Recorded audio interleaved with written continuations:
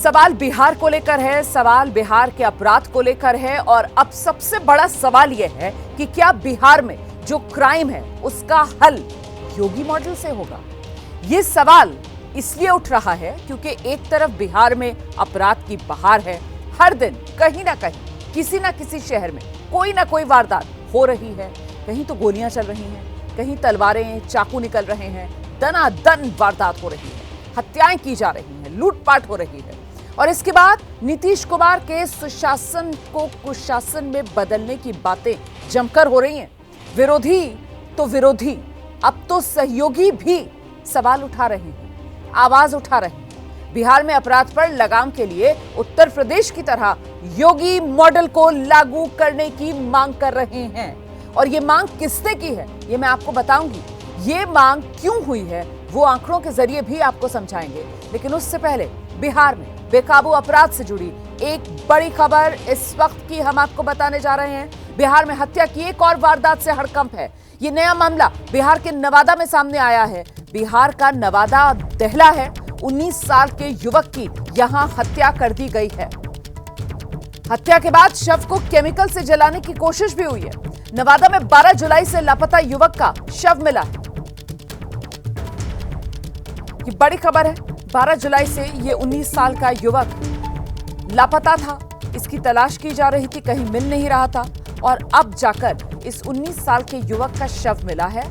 हत्या कर दी गई थी युवक की और सिर्फ हत्या ही नहीं की गई बल्कि इसकी पहचान मिटाने के लिए शव को जलाने की भी कोशिश की गई।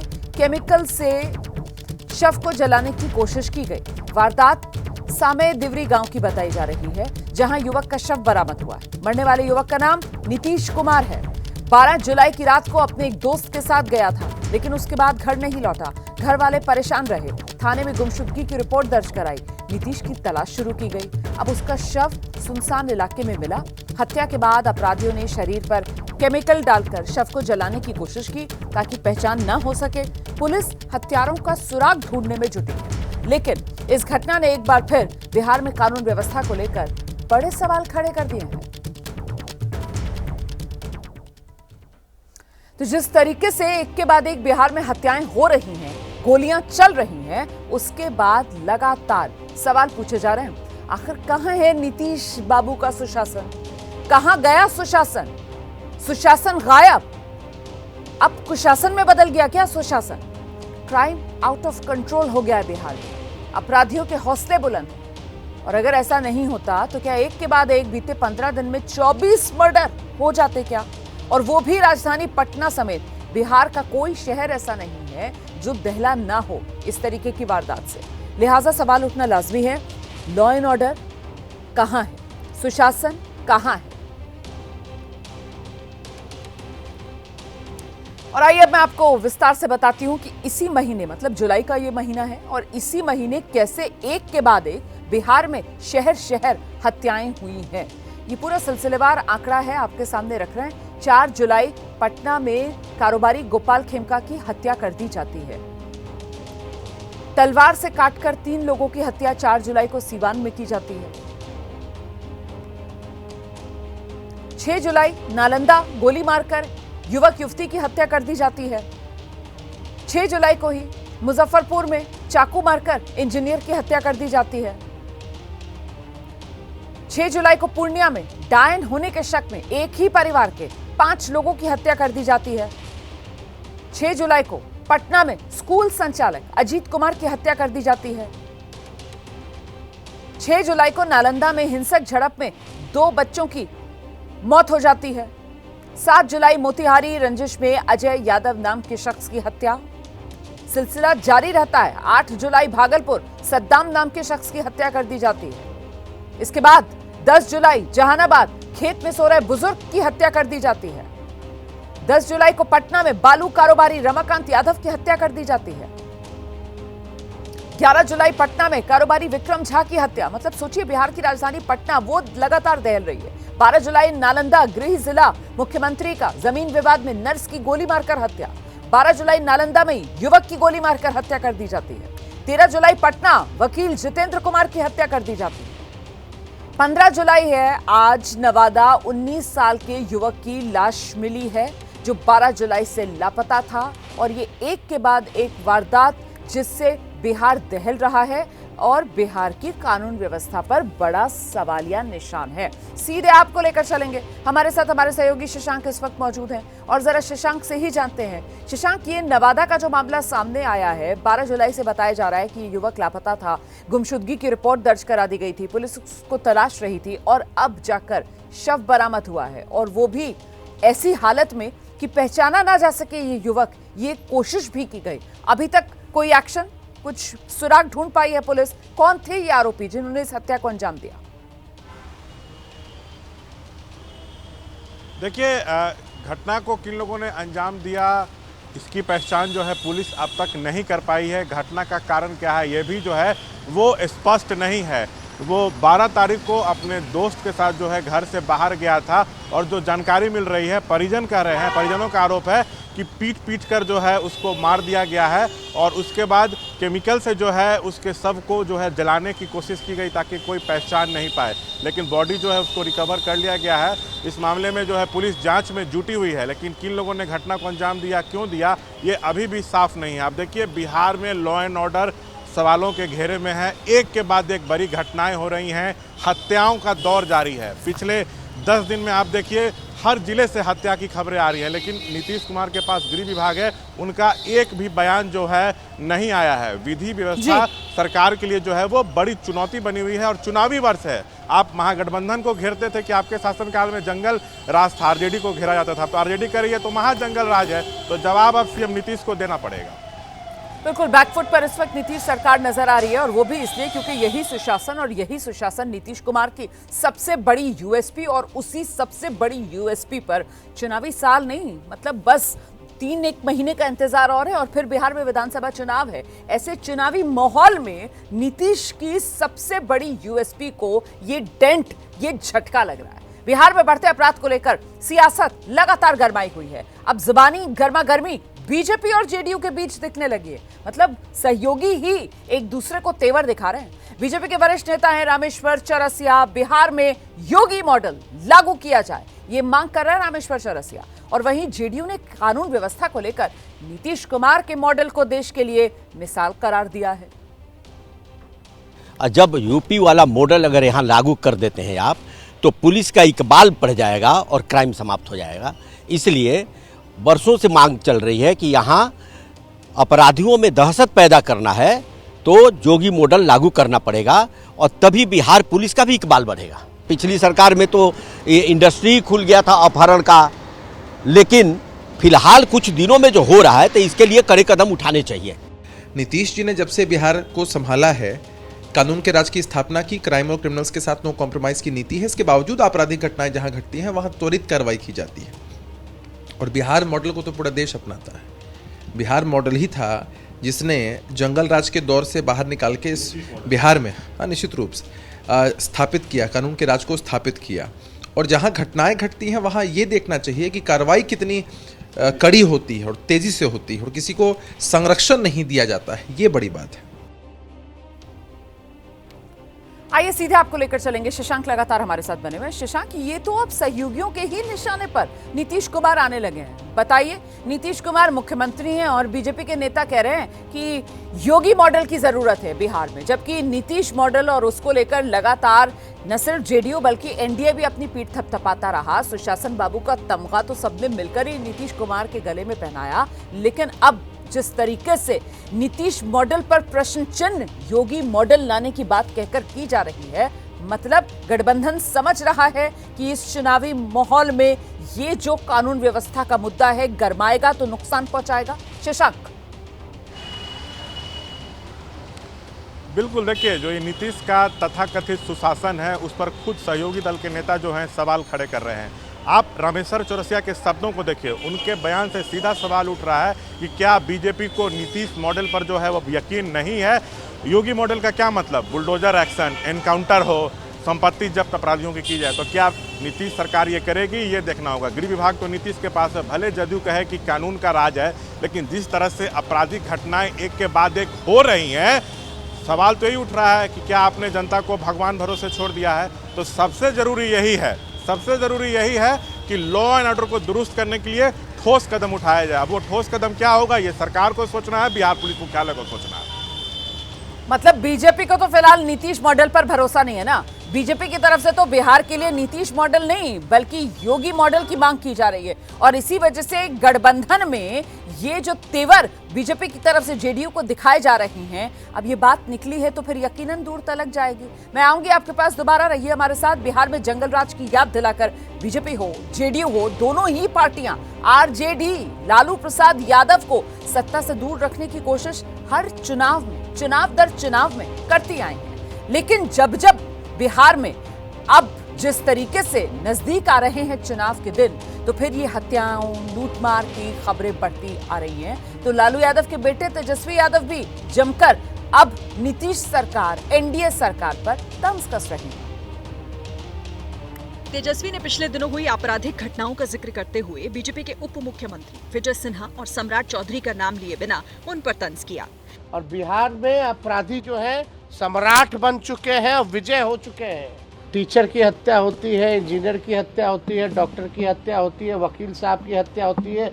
आरजेडी के सवालों का जवाब जेडीयू की ओर से भी आया। नीतीश की पार्टी जेडीयू ने लालू राज और नीतीश राज की कानून व्यवस्था पर बहस की पेशकश कर दी। बिहार की कानून व्यवस्था को लेकर के इंडिया गठबंधन और एनडीए गठबंधन की खुली बहस होनी चाहिए।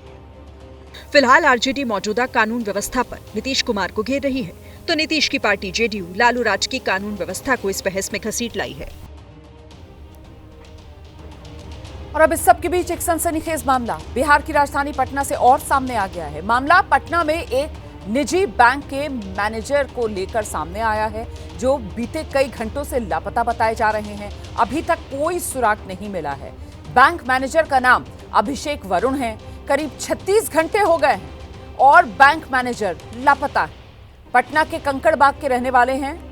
रामकृष्ण नगर इलाके में एक पार्टी में फैमिली के साथ गए थे। पत्नी और बच्चों को फंक्शन में शामिल होने के बाद घर भेज दिया, लेकिन खुद वहीं पार्टी में ही रुक गए। इसके बाद रात 3 बजे पत्नी को फोन करके कहा कि मेरा एक्सीडेंट हो गया। इसके बाद से उनका मोबाइल स्विच ऑफ चल रहा है। अब तक घर नहीं लौटे हैं। कंकड़बाग थाने में केस दर्ज किया गया है। पुलिस खोजबीन में परिजनों के साथ लगी है, लेकिन अब तक कोई सुराग नहीं मिला है।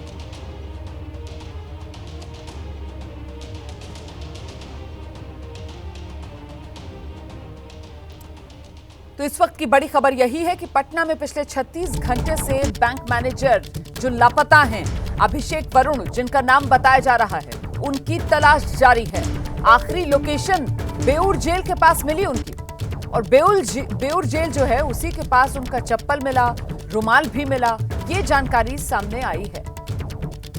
सीधे आपको लेकर चलेंगे। हमारे साथ हमारे सहयोगी शशांक इस वक्त मौजूद है।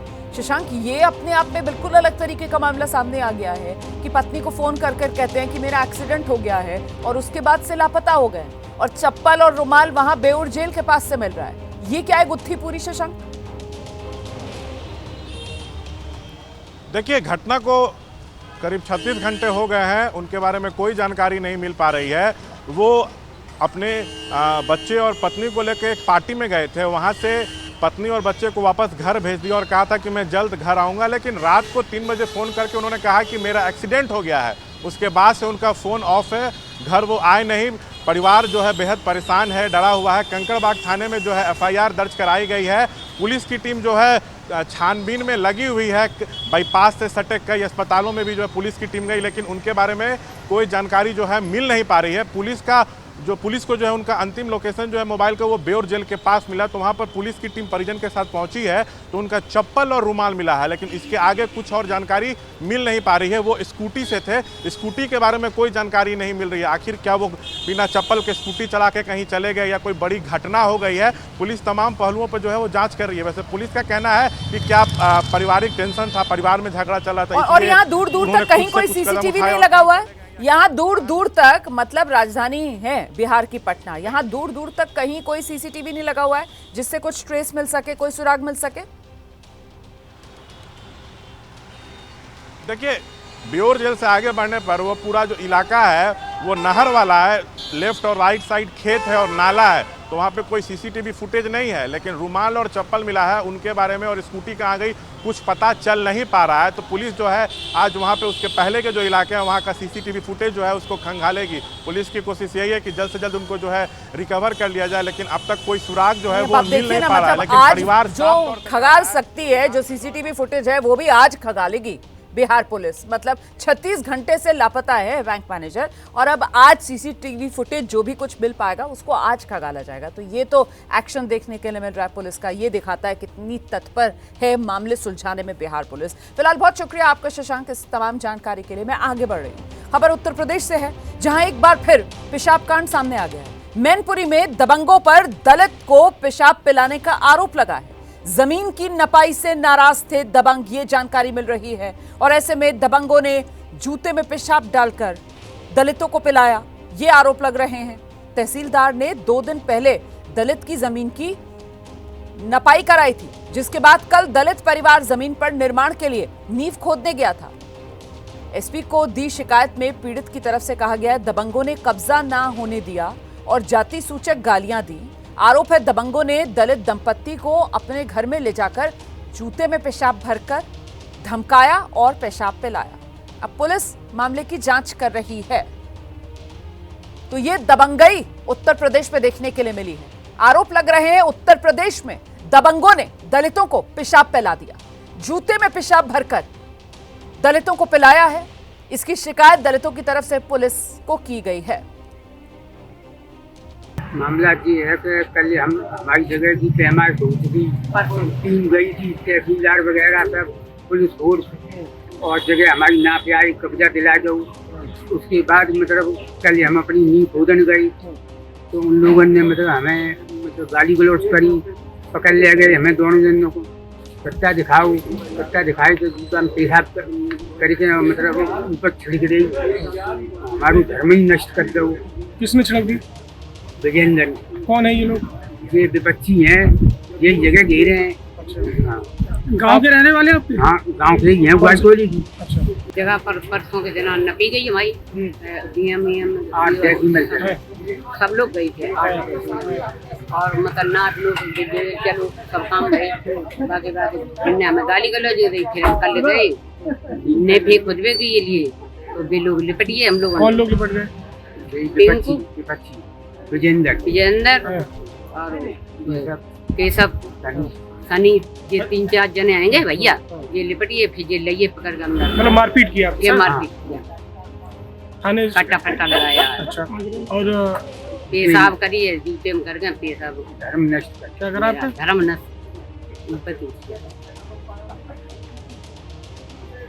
थाने में शिकायत की थी इसकी? अरे कुछ नहीं करी, मैं सीधे ही है।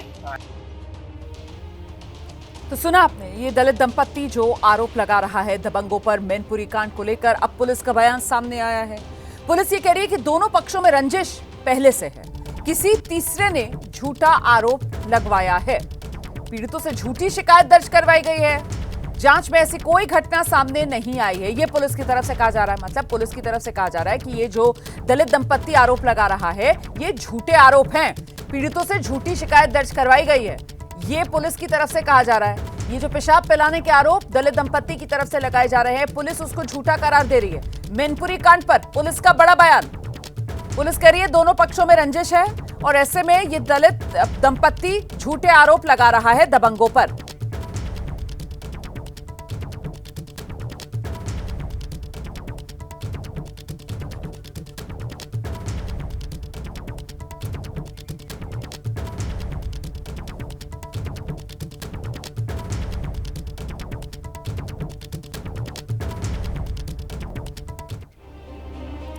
आगे बढ़ेंगे, बात करेंगे बादलों के डबल गेम की।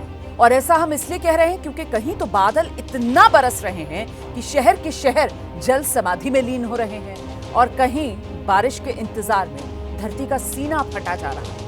राजस्थान का वो इलाका जहां बारिश के लिए टकटकी लगाए लोग आसमान को ताका करते थे, वहां तो बाढ़ बारिश से बर्बादी आई हुई है। और वहीं दूसरी तरफ बिहार के कई जिले सूखे के हालात से जूझ रहे हैं। इसीलिए तो हम कह रहे हैं, क्या बादल डबल गेम खेल रहे हैं? ये देखो भाइयों, ये देखो, ये देखो, ये देखो।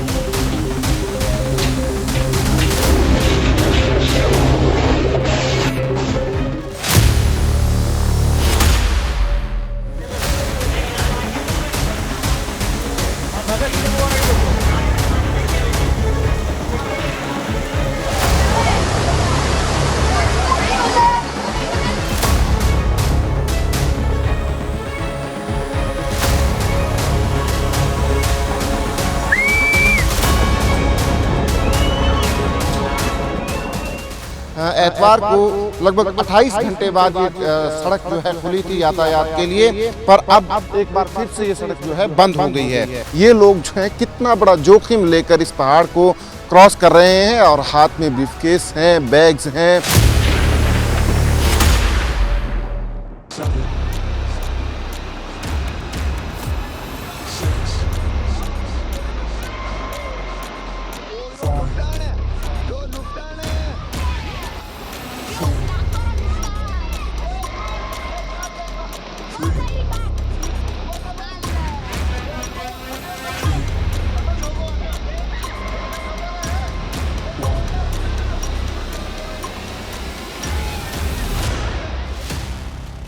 आपकी स्क्रीन पर मौजूद ये तस्वीर किसी पहाड़ या फिर विदेश में आई बाढ़ की नहीं है, बल्कि ये राजस्थान से आई तस्वीर है जो बता रही है कि जब बेहिसाब बारिश होती है तो मंजर कितना भयावह होता है।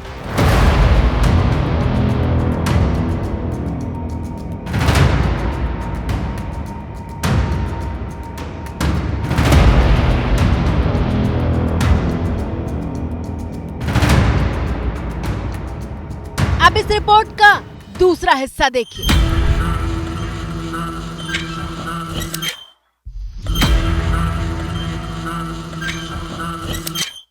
इसीलिए हम कह रहे हैं कि मॉनसून में बादल डबल गेम दिखा रहे हैं।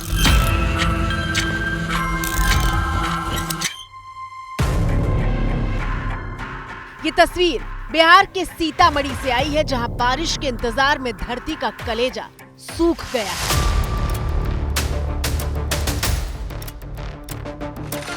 बारिश नहीं होने के कारण जो है ना खेत में दरार आ गया है, सारा के सारा जो है ना जल चुका है।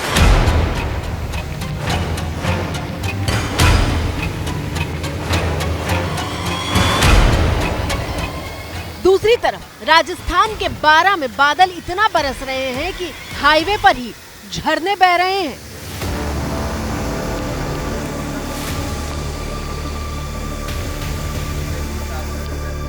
ठीक सुना आपने, पहाड़ी से किसी झरने की शक्ल में गिरता पानी सीधे स्टेट हाईवे पर गिर रहा है, क्योंकि बारिश बिना रुके हो रही है। मॉनसून का संतुलन बिगड़ता है तो उसकी कीमत इंसान ही चुकाता है, फिर चाहे रिकॉर्ड तोड़ बारिश की कीमत चुकानी पड़े या फिर बूंद बूंद के लिए मोहताज हो जाना पड़े। बिहार के एक बड़े इलाके में ऐसे हैंडपंप से पानी निकलना बंद हो चुका है, क्योंकि जमीन में पानी कई फीट नीचे जा चुका है। पीने के लिए पानी कल में भी सूख रहा है, कल में भी पानी नहीं आ रहा है, थोड़ा थोड़ा पानी आता है, कितना चलाने पाता है। इसे कुदरत की मार ना कहें तो क्या कहें। कहीं बाल्टी लेकर लोग पीने के पानी के लिए भटक रहे हैं, तो कहीं आसमान से सैलाब ही बरस रहा है।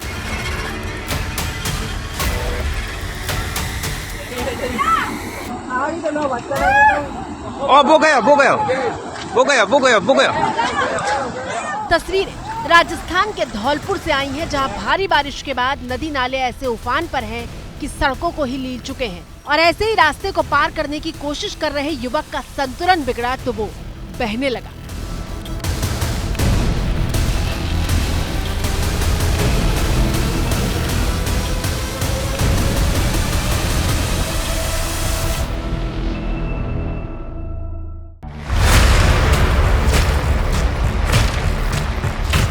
अब राजस्थान के भीलवाड़ा से आई तस्वीरें देखिए, जहां आसपास के गांव में 3 फीट तक पानी भरा हुआ है। अगर पुलिया पर ये पिलर ना हो तो कोई नहीं कह सकता कि आने जाने वाली सड़क है। तस्वीरें देखकर लग रहा था कि ये नदी का रास्ता है।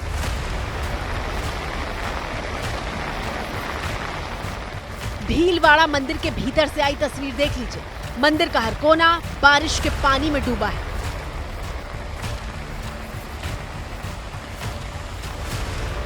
सबसे ज्यादा डराने वाली है तस्वीर जब मंदिर की परिधि को चीरता हुआ पानी किसी सैलाब की तरह आगे बढ़ रहा है और इस तेज बहाव से खुद को बचाने के लिए लोग रस्सी का सहारा लिए पानी के बीच मौजूद हैं।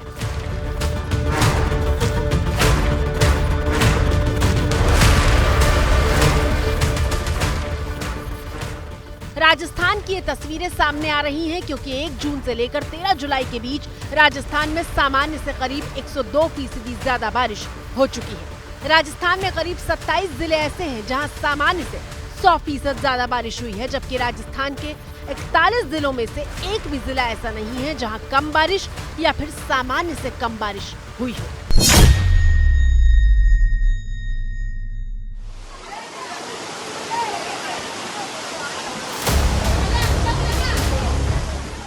और जब सामान्य से 100% ज्यादा बारिश होती है, कुछ इस तरह से ही सड़कों पर सैलाब बहने लगता है। तस्वीरें राजस्थान के जोधपुर की हैं, जहां बाजारों से लेकर रेलवे स्टेशन तक का कोई hiस्सा ऐसा नहीं जहां पानी का कब्जा ना हो। रेलवे ट्रैक तक जल समाधि में लीन दिखाई दे रहे हैं। लगातार भारी बारिश होती है तो इमारतों की जड़ें तक हिला देती है और इसकी मिसाल 13 जुलाई को राजस्थान के जोधपुर से ही आई। इस तस्वीर में एक व्यक्ति अपने घर के बाहर खड़ा दिखाई दे रहा है। तेज बारिश हो रही है और सामने की सड़क पर कोई नहीं है।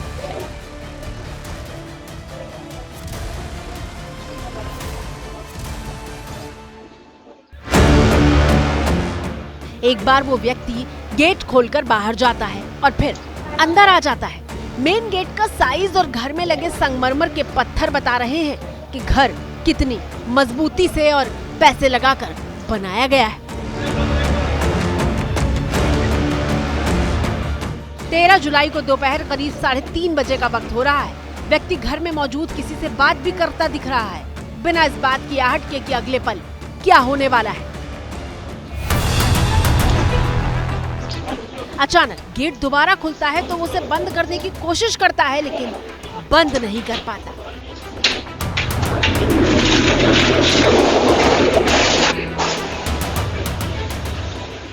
एक बार फिर से इस तस्वीर को देखिए।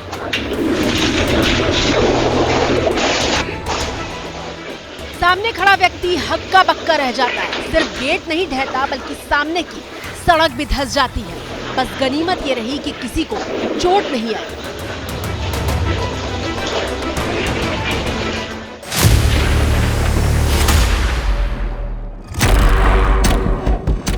सिर्फ राजस्थान ही नहीं बल्कि मध्य प्रदेश से भी डराने वाली तस्वीरें सामने आ रही हैं।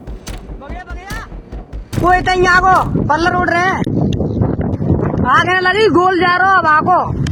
देख सकते हो भाइयों, पानी ऊपर की तरफ जा रही है।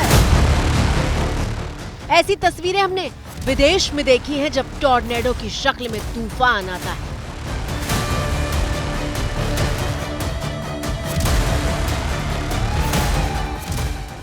लेकिन इस बार चक्रवात की शक्ल में ये बवंडर मध्य प्रदेश के मुरैना में आया, जो टिन के साथ साथ तिरपाल तक आसमान में पतंग की तरह उड़ा कर ले गया।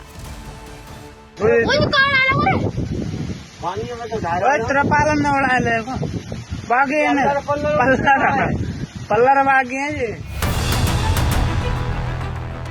15 मिनट तक रहे इस चक्रवाती तूफान ने बिजली के पोल से लेकर कई पेड़ों तक को धराशायी कर दिया। एकदम भूकंप आया था, उसमें क्या है एकदम आंधी भूकंप मतलब सब आया तो सब लोग बाहर से भीतर अंदर हो गए तो एकदम क्या था, बारिश हुई मतलब मकान रह गया, सब अंदर ही दब गए। मकान बहुत गिरे हैं। कितने मकान गिरे होंगे? कम से कम लगभग मेरे गिरे होंगे ना तो 15-20 मकान तो आराम से गिरे होंगे।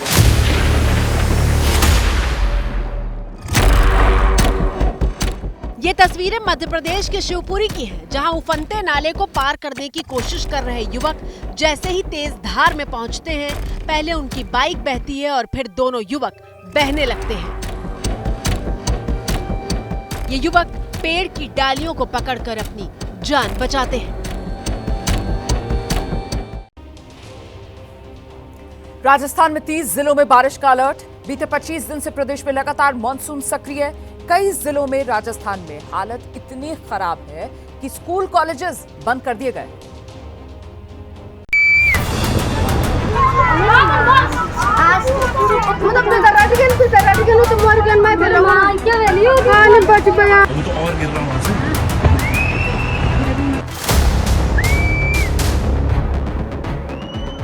रोंगटे खड़े कर देने वाली ये तस्वीरें उत्तराखंड के देवप्रयाग से आई हैं, जहां पहाड़ दरक रहा है और बड़े बड़े पत्थर तूफान की रफ्तार से नीचे मौजूद घरों की तरफ बढ़ रहे थे। और आ गया, ऊपर से और आ गया।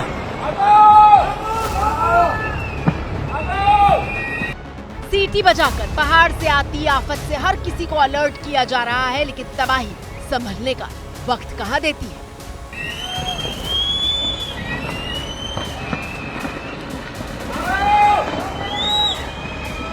बड़े बड़े पत्थर पेड़ को गिराते हुए और घरों को नुकसान पहुंचाते हुए नीचे आ रहे थे।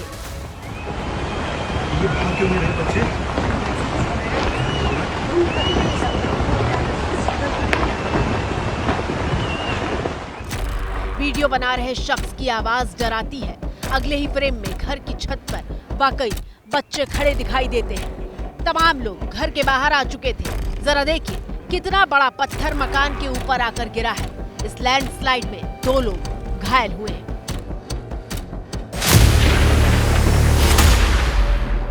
इस वक्त हम उत्तराखंड के चमोली जिले में हैं और चमोली जिले का ये सीमांत इलाका है, जहां पर इस वक्त क्या स्थिति है, गांव किस तरीके से डिस्कनेक्ट हो गए हैं बरसात के बाद, उसकी एक तस्वीर एक देखिए कि जब पानी ज़्यादा बरसता है और जो नदी नाले हैं वो भर जाते हैं, उसकी वजह से जो पुल है वो नहीं है जिन गाँव में, उनको किस तरीके से वो नाले क्रॉस करने होते हैं।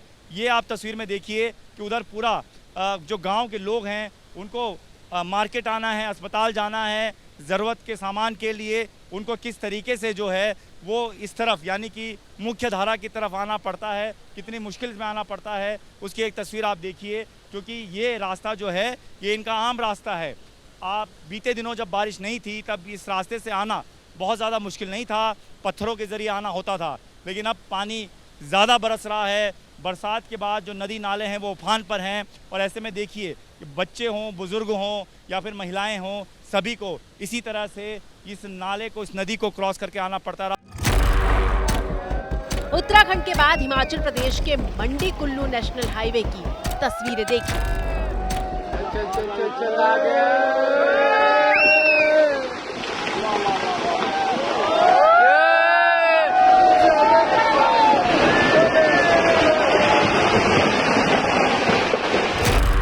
भूस्खलन की दूसरी तस्वीर देखिए, जब पहाड़ से गिरे सैकड़ों टन मलबे ने पूरे ट्रैफिक को एक झटके में रोक दिया। पर्वत ही आ रहा है, ऊपर से आ रहा है, काफी ऊपर से। ये देखो भाइयों, ये देखो, ये देखो, ये देखो। ये मंडी कुल्लू का वो नेशनल हाईवे है जो रविवार को पूरे 28 घंटे बाद खुला था, लेकिन लैंडस्लाइड के बाद फिर से बंद हो गया।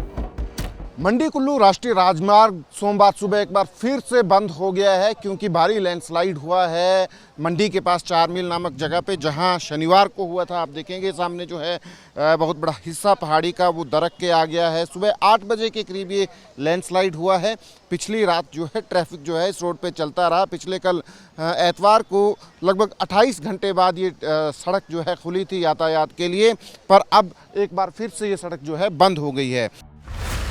जब लैंडस्लाइड होता है तो पहाड़ पर मलबा रास्ता रोककर खड़ा हो जाता है, लेकिन संवाददाता सचिन कुमार ने ये तस्वीरें भेजी हैं जिन्हें देखकर ही खौफ होता है। लोग अपने सामान के साथ इस तरह से पहाड़ को पार कर रहे हैं ताकि मंजिल तक पहुंच सके, लेकिन यकीन मानिए ऐसा करना अपनी जान को जोखिम में डालने जैसा है।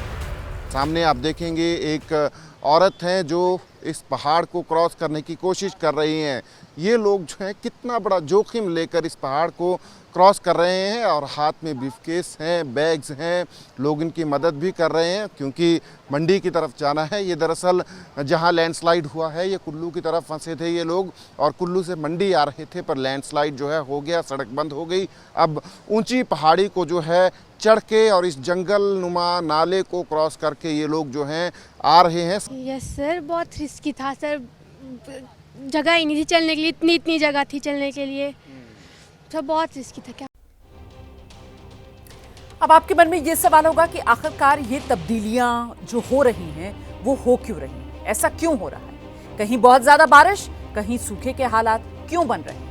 अगर सिर्फ बिहार की बात की जाए, पिछले 10 साल में सिर्फ 3 बार ऐसा हुआ है जब बिहार में ज्यादा बारिश हुई, जबकि 7 बार बिहार में बारिश कम हुई है। जानकारी ये बता रहे हैं कि बिहार में खराब मॉनसून के पीछे बारिश के पैटर्न में बदलाव होना है और यकीन मानिए आप, 12 करोड़ की आबादी वाले बिहार के लिए ये खतरे की घंटी है, क्योंकि 2/3 लोग खेती के जरिए ही अपनी जिंदगी चलाते हैं।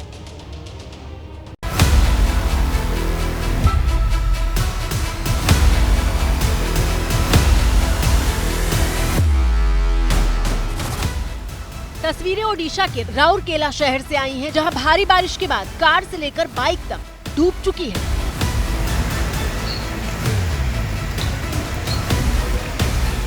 और ऐसी तस्वीरें अब आम हो गई हैं। अभी पिछले हफ्ते ही हमने गुरुग्राम को जल समाधि में लीन देखा था।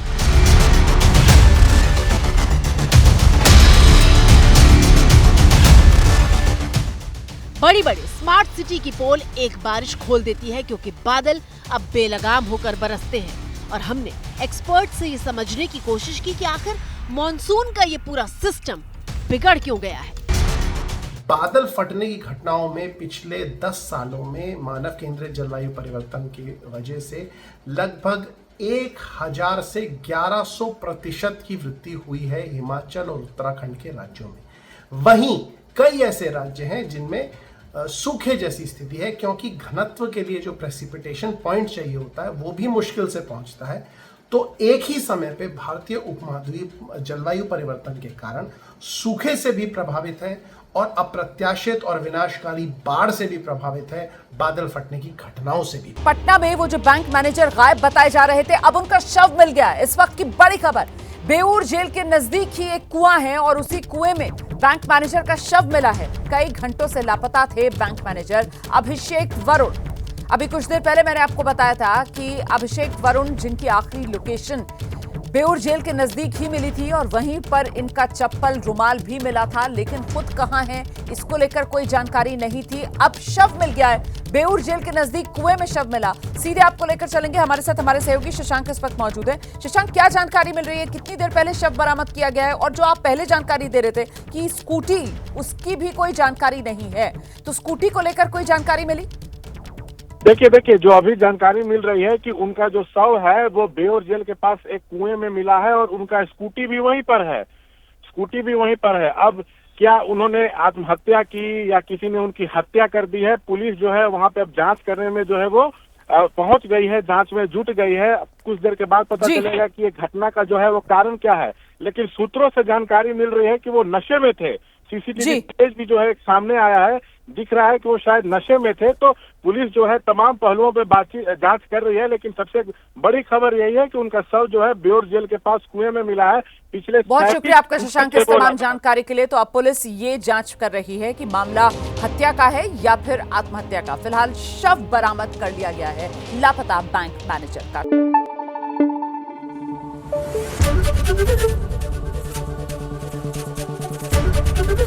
एबीपी न्यूज आपको रखे आगे।